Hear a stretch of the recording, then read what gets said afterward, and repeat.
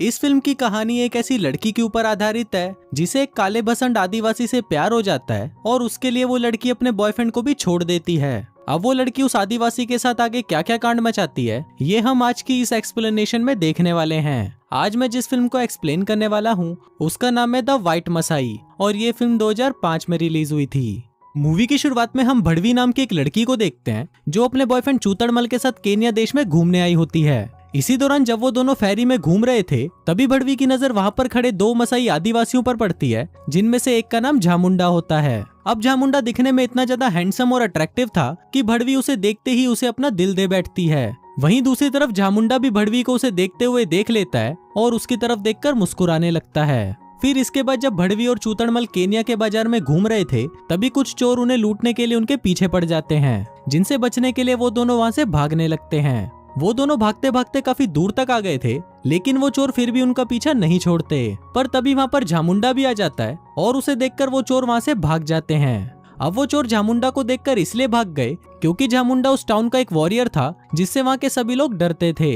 इसके बाद झामुंडा उन दोनों को फेरी पर ले जाता है जहाँ पर चूतड़मल उसके साथ अपनी फोटो भी खिंचवाता है। पर भड़वी वहाँ पर सिर्फ झामुंडा को ही घूरे जा रही थी और झामुंडा भी सिर्फ भड़वी को ही देख रहा था, जिसको देखकर हम व्यूवर्स को पता चलता है कि अब ये दोनों एक दूसरे के प्यार में पागल हो चुके हैं। फिर फेरी से उतरकर जब वो दोनों वहाँ से निकलने के लिए बस स्टैंड जाते हैं तो वो देखते हैं कि वहाँ से जाने वाली आखिरी बस भी निकल चुकी है। अब उन दोनों के पास दूसरा और कोई ऑप्शन नहीं था, इसलिए उन दोनों को रात को वहीं पर ही एक होटल में रुकना पड़ता है। इसके बाद हम देखते हैं कि अब भड़वी को रात को नींद नहीं आ रही थी क्योंकि उसके दिमाग में सिर्फ झामुंडा के ही ख्याल आ रहे थे। फिर अगले दिन जब वो दोनों वापस जाने के लिए एयरपोर्ट पर प्लेन का वेट कर रहे थे तभी भड़वी चूतड़मल को बोलती है कि अब वो उससे प्यार नहीं करती और अब उसे झामुंडा पसंद है, इसलिए अब वो उसके साथ वापस घर नहीं जाना चाहती। अब ये सुनकर चूतड़मल को भी गुस्सा आ जाता है और वो भड़वी को वहीं छोड़कर अकेला ही वापस चला जाता है। अब चूतड़मल के जाने के बाद भड़वी झामुंडा के कुछ दोस्तों के पास जाती है और उनसे झामुंडा के बारे में पूछने लगती है,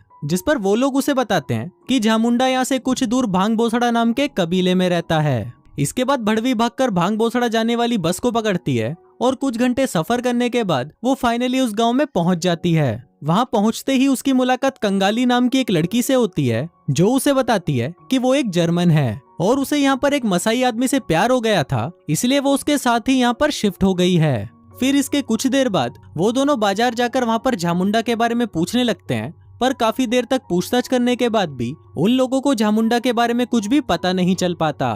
फिर शाम को जब वो दोनों थक हार कर वापस कंगाली के घर पर आते हैं तभी भड़वी वहाँ पर देखती है कि झामुंडा उसे ढूंढते हुए खुद ही वहाँ पर पहुँच गया है। इसके बाद झामुंडा भड़वी को एक रूम में लेके जाता है और उसके साथ वहीं पर ही घचाघच करना शुरू कर देता है। अब पूरी रात घचाघच करने के बाद अगली सुबह झामुंडा भड़वी को अपने कबीले में लेके जाता है जहाँ पर वो उसे अपनी माँ से मिलाता है और साथ ही उसे भांग बोसड़ा कबीले के बाकी लोगों से भी मिलवाता है। फिर इसके कुछ देर बाद भड़वी कबीले की बाकी औरतों के पास जाती है और वहां पहुंचकर वो नहाने के लिए अपने कपड़े उतारने लगती है, लेकिन तभी झामुंडा भागकर भड़वी के पास आता है और उसे बोलता है कि प्लीज तुम अपने कपड़े यहाँ पर मत उतारो वरना कबीले के सारे आदमी तुम्हें यहीं पटक कर पेल देंगे।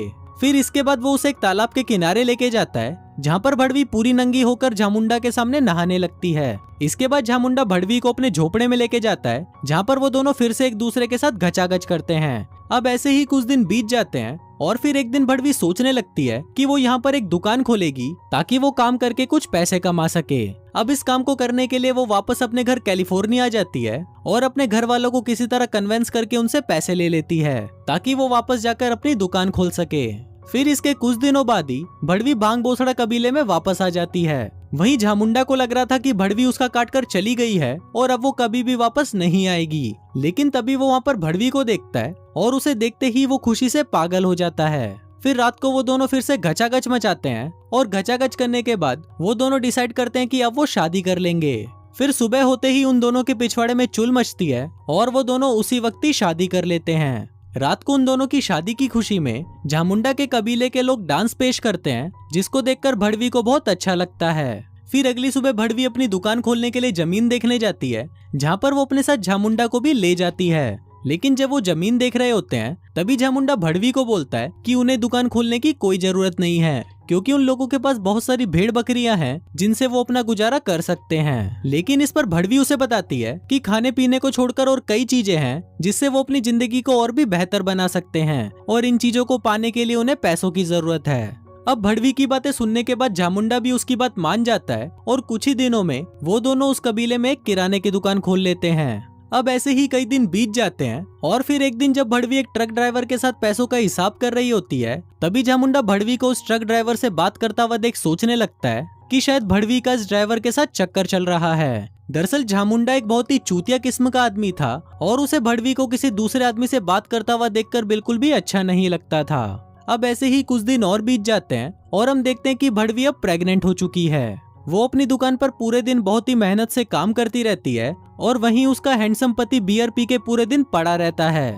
फिर एक दिन जब झामुंडा भड़वी से मिलने दुकान पर आता है तो वो देखता है कि दुकान के पीछे का दरवाजा खुला हुआ है, जिसको देखकर उसे भड़वी के ऊपर शक होता है और वो सोचता है कि भड़वी जरूर किसी दूसरे आदमी के साथ गचागच मचा रही है। इसलिए वो चेक करने के लिए दुकान के पीछे भी जाता है, लेकिन उसे वहाँ पर कोई नहीं मिलता। फिर अगले दिन जब भड़वी दुकान का हिसाब चेक कर रही थी तब उसे पता चलता है कि झामुंडा दुकान का सामान अपने दोस्तों को उधारी में दे रहा था, जिसके कारण उन्हें बिजनेस में बहुत ही लॉस हो रहा है। इसलिए भड़वी बाद में इस बारे में झामुंडा से बात भी करती है, लेकिन झामुंडा उल्टा ही उसके ऊपर भड़क जाता है और उसे गालियां देकर वहाँ से जाने लगता है। लेकिन तभी भड़वी उसे रोक देती है और उसे किसी तरह शांत कर देती है। फिर इसके कुछ दिनों बाद हम देखते हैं कि भड़वी के पेट में अचानक बहुत दर्द होने लगता है, क्योंकि अब उसकी डिलीवरी का टाइम आ गया था। लेकिन जब वो देखती है कि वहाँ पर किसी भी औरत को ढंग से डिलीवरी कराना नहीं आता, तो वो ये देखकर बहुत ज्यादा डर जाती है। इसके बाद तुरंत ही वहाँ के चर्च के फादर एक प्राइवेट प्लेन बुलाते हैं, जिसमें बिठाकर भड़वी को हॉस्पिटल ले जाया जाता है और वहाँ पर उसकी डिलीवरी कराई जाती है। फिर अगले सीन में फादर झामुंडा को बताते हैं कि उसको बेटा हुआ है और माँ और बेटा दोनों सेफ हैं। फिर कुछ देर बाद झामुंडा अपने बेटे से मिलने जाता है और वो भड़वी और अपने बेटे को सेफ देखकर बहुत ज्यादा खुश होता है। इसके कुछ दिनों बाद वो दोनों वापस अपने कबीले में आ जाते हैं और वहाँ पर आते ही भड़वी अपनी दुकान को लेकर बहुत ज्यादा स्ट्रिक्ट हो जाती है और किसी को भी उधार देने से मना कर देती है। इसी दौरान वो ये भी देखती है कि उसने अपनी दुकान पर काम करने के लिए जिस लड़के को रखा था वो वहाँ पर बिल्कुल भी काम नहीं करता और पूरे दिन सिर्फ बियर पीता रहता है। अब ये देखकर भड़वी को बहुत ज्यादा गुस्सा आ जाता है और वो उस लड़के को काम से निकाल देती है। फिर रात को जब भड़वी दुकान बंद करके वापस अपने घर जा रही थी, तभी वहाँ पर वो लड़का आ जाता है और वो एक चाकू लेकर उसे भड़वी के ऊपर हमला करने लगता है। लेकिन तभी वहाँ पर झामुंडा आ जाता है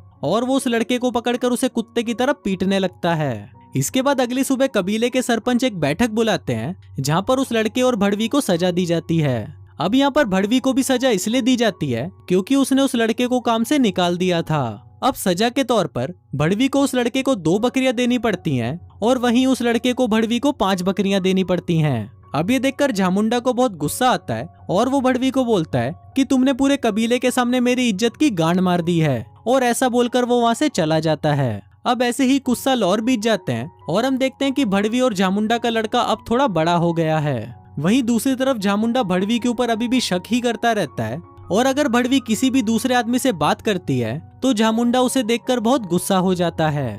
वहीं भड़वी उसे मनाने की बहुत कोशिश करती है और बोलती है कि मैं सिर्फ तुमसे ही प्यार करती हूँ और तुम्हारे अलावा किसी और के बारे में सोचती तक नहीं। लेकिन झामुंडा तो एक बहुत ही बड़ा चूतिया आदमी था और एक दिन वो अपने बच्चे को लेकर अकेला ही वहाँ से चला जाता है। फिर भड़वी भी अपने बच्चे को लेने के लिए उसके पीछे जाने लगती है, जिसके बाद झामुंडा उसे बोलता है कि तुम्हारा जिस भी आदमी के साथ अफेयर चल रहा है मैं उसे जान से मार दूंगा, और ये बोलकर वो वहाँ से जाने लगता है। फिर जब भड़वी उसे रोकने की कोशिश करती है तो झामुंडा उसके ऊपर भी हाथ उठाता है और उसे जान से मारने की कोशिश करता है। लेकिन तभी वहाँ पर गांव के बाकी लोग आ जाते हैं और वो झामुंडा को ऐसा करने से रोक देते हैं। फिर अगली सुबह झामुंडा भड़वी को मनाने के लिए अपने बालों को काटकर सलमान खान बनकर उसके पास जाता है और उसे मनाने की कोशिश करने लगता है। वहीं भड़वी भी उसके मनाने से मान जाती है और फिर अगले दिन वो झामुंडा को बोलती है कि उसे कुछ दिनों के लिए अपनी माँ के घर पर रहने जाना है। अब झामुंडा भी उसकी बात मान जाता है और वो उसे छोड़ने के लिए बस स्टैंड जाता है, पर यहाँ पर उसे भी पता था कि अब भड़वी उसके पास वापस नहीं आने वाली। इसके बाद भड़वी वो गांव छोड़कर हमेशा के लिए वहाँ से चली जाती है और इसी के साथ ही ये फिल्म यहीं खत्म हो जाती है।